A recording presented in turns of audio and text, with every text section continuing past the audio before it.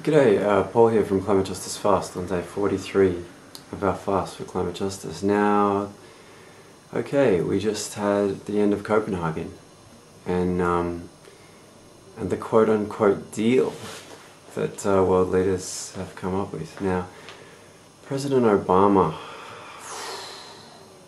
I'm shattered, truly shattered. So Obama has said that they've got a meaningful agreement, and that was in all the headlines. Meaningful agreement from world leaders. Now, and people are saying there's a new phrase in our lexicon, the Copenhagen deal.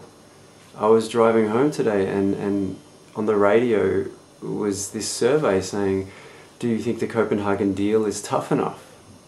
63% said no, and 37% said yes. Now, what deal is that exactly?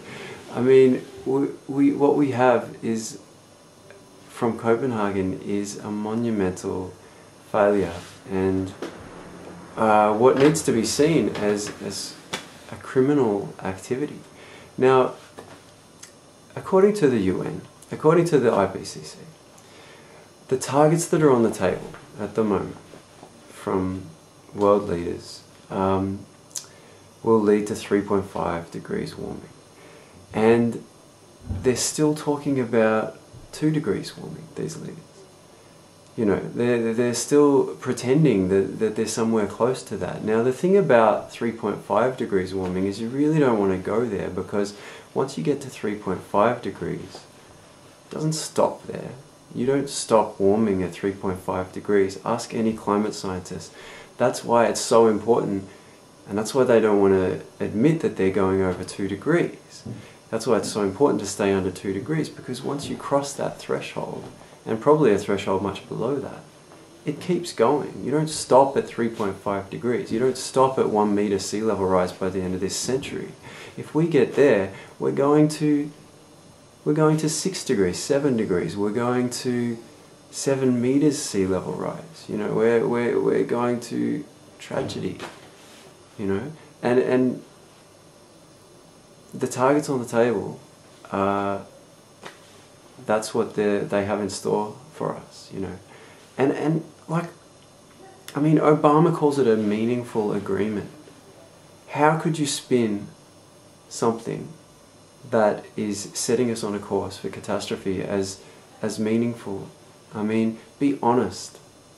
Tell people the truth. Tell people where we're currently going, where our current systems, where you know, our current leadership is taking us. You know, be honest. My God, I mean, headline is meaningful agreement, but there's other countries. Vietnam's there going, well, hang on, that means 40% of our country will be gone, and you know, the rest will be barely livable. Ethiopia is saying, well, hang on, I mean, we're dying, and that's going to mean that a heck of a lot more of us keep dying.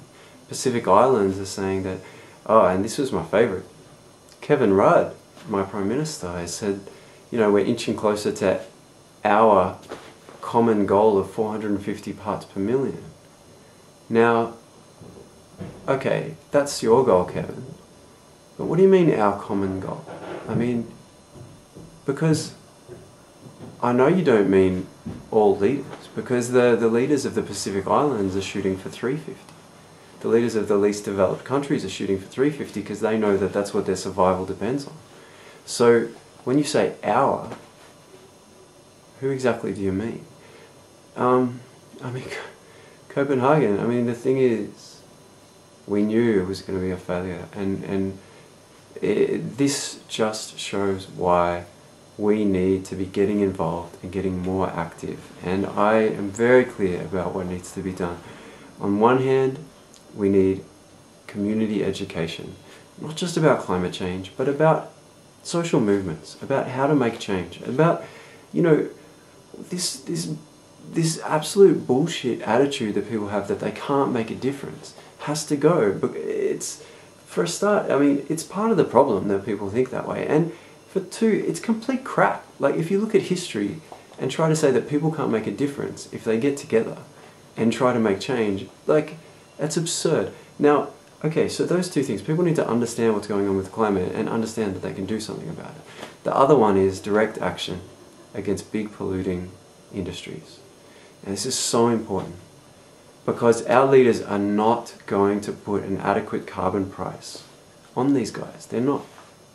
They're not. And they're not going to put an adequate carbon price on themselves. But the people can. The people can. By one man can shut down a coal mine for a day, you know, and cost these guys hundreds of thousands. And if enough men are brave enough and willing to be arrested and willing to do jail time and put, you know, their money and their liberty at risk to take direct action against these guys, we can put the coal price on them and we can drive the change and we can make it too expensive for them to do business. So those two platforms are what we really need to get busy doing. And I think we will. I'm incredibly hopeful. I'm incredibly inspired. I really, yeah, I feel this world waking up to this, and yeah, I have, I guess, a lot of energy for somebody that hasn't eaten for 43 days. But that's because, you know, that's because I think what keeps us alive is more than the physical. I think we have